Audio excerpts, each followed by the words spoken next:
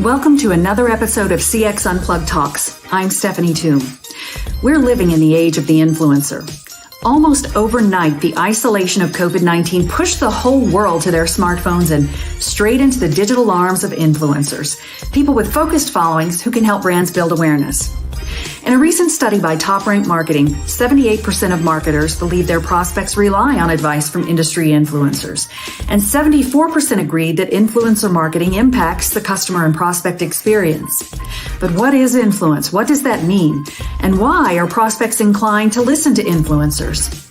Join us now for answers to these questions as my co-host Jeannie Walters and I sit down together with Ursula Ringham, the trailblazing social media maven behind SAP's influencer marketing program. Let's get started.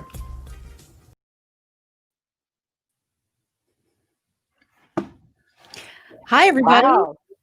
Hey, we're live. We are live. Good to see you, Ursula and Stephanie. I'm so excited to have this conversation because I think right now there is all this attention around influencer marketing. And I know we all talk to people sometimes who, when we say B2B influencer marketing, it's like a whole new concept. But I wanted to start by stepping back and asking a bigger question about what is influence anyway? So Ursula, I would love your take on this.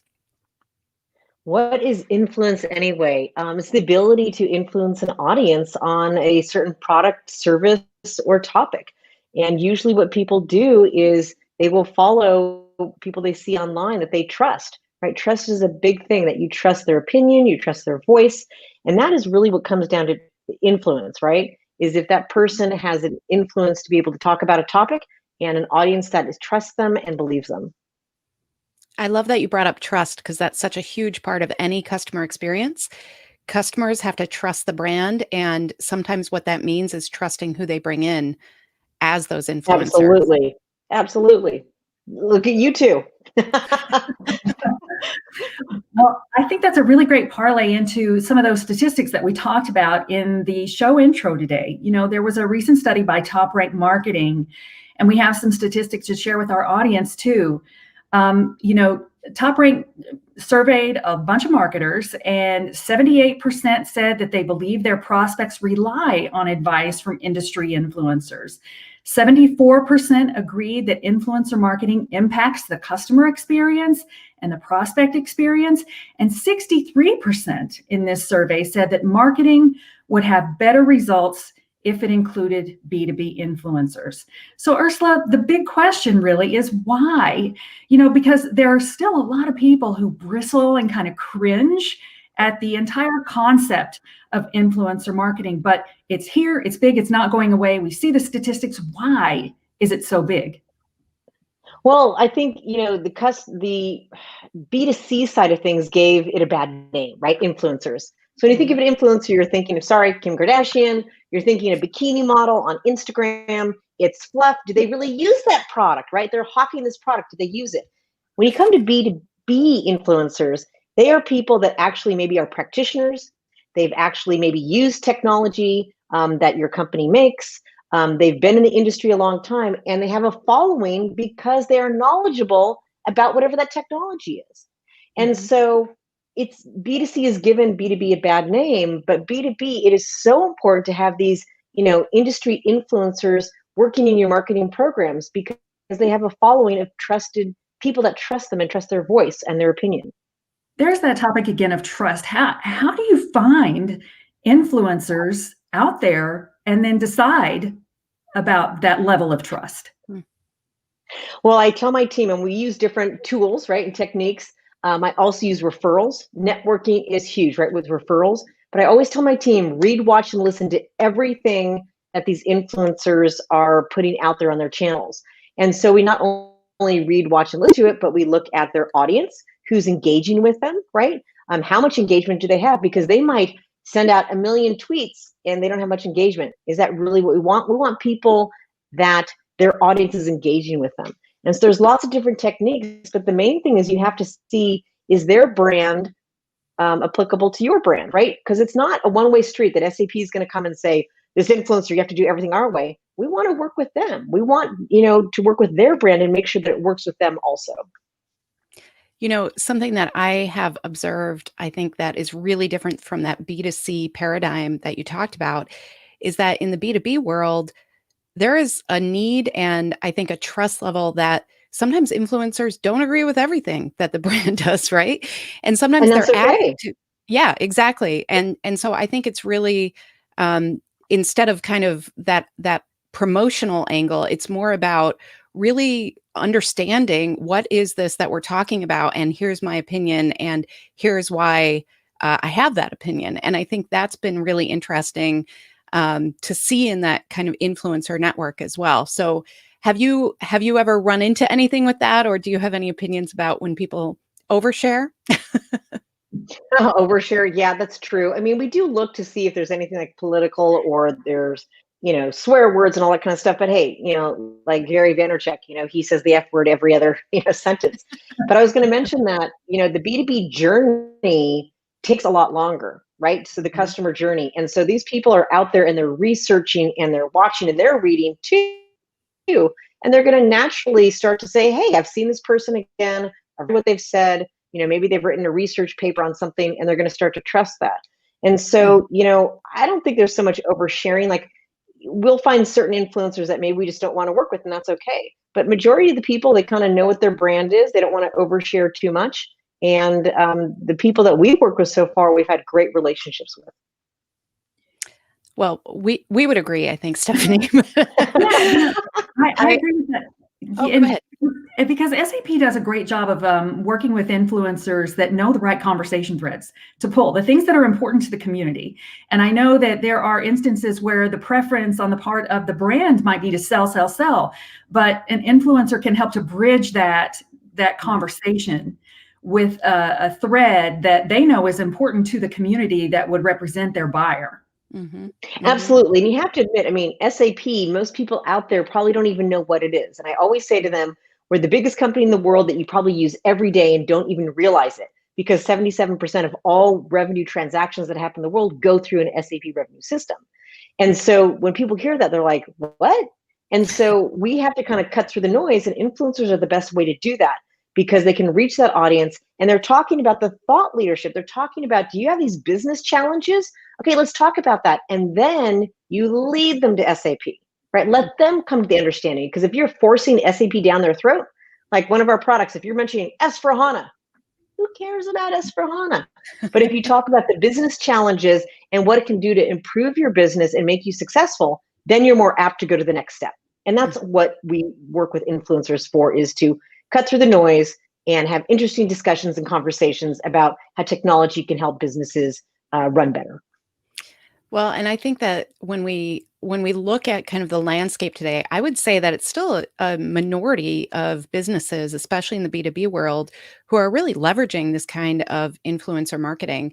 And so if you kind of project out there, if there are brands right now who are saying this isn't for us, we don't want Kim Kardashian, or whatever, that type of thing, then what are they risking by not participating at this level of influencer marketing? Are they going to be left behind by not participating this way? Yeah, digital Darwinism. I mean, definitely, I think they'll be left behind. I've been speaking for probably 3-4 years on the B2B influencer marketing topic, and I'll go to these large events, or now virtual events, and they'll have a lot of the B2C influencers.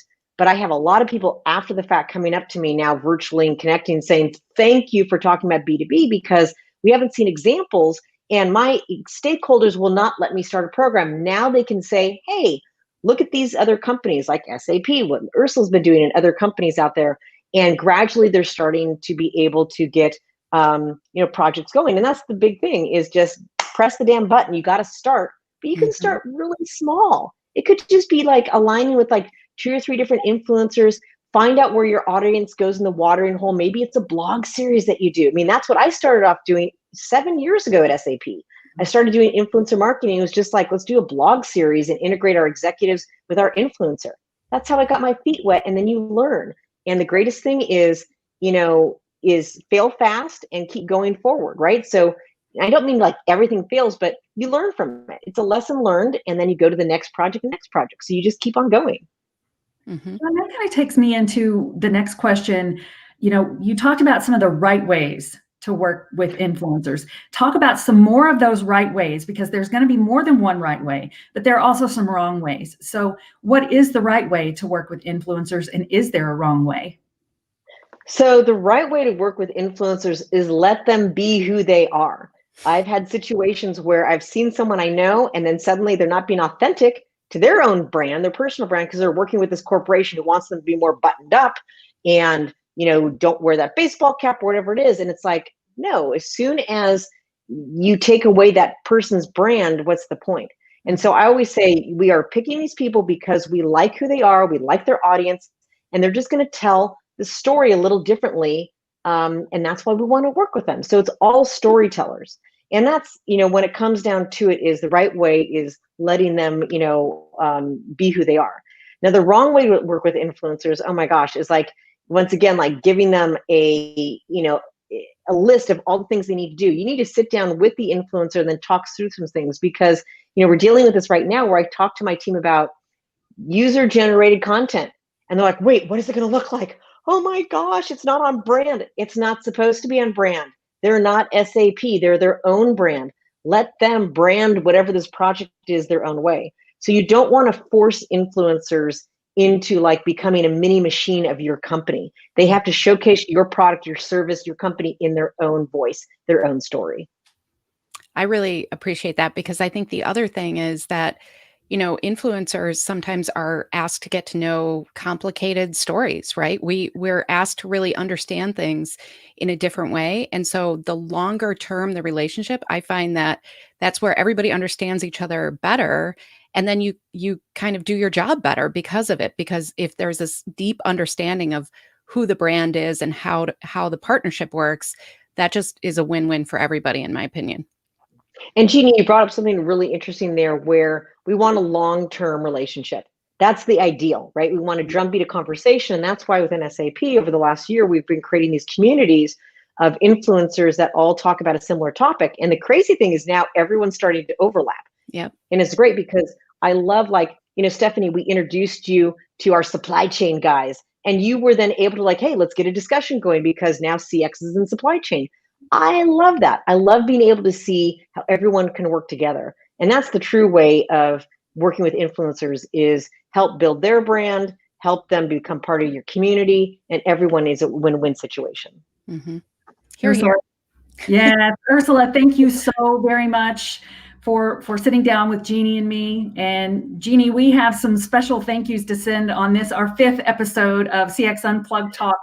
Yes, we definitely want to thank Federica and Margot, who are in the background right now. So shout out to them for all that they do. This really came together through a lot of teamwork and a lot of collaboration. And so we're so appreciative for all of that. And to all of you out there who have participated with us throughout this series. You've been asking great questions and giving us some shout outs too, which we certainly appreciate as well. Yeah, Costa, Natalie, Alex, also behind the scenes at SAP. Thank you all so much for your support and contributions and help. And we look forward to more CX Unplugged talks in the coming year. Yes, that's right. Ursula, this was a great conversation. Thank you so much. Thanks for having me. Great seeing both of you live. I love it. Let's do it again. Bye, everybody. Thank you. Bye. Thanks, everybody.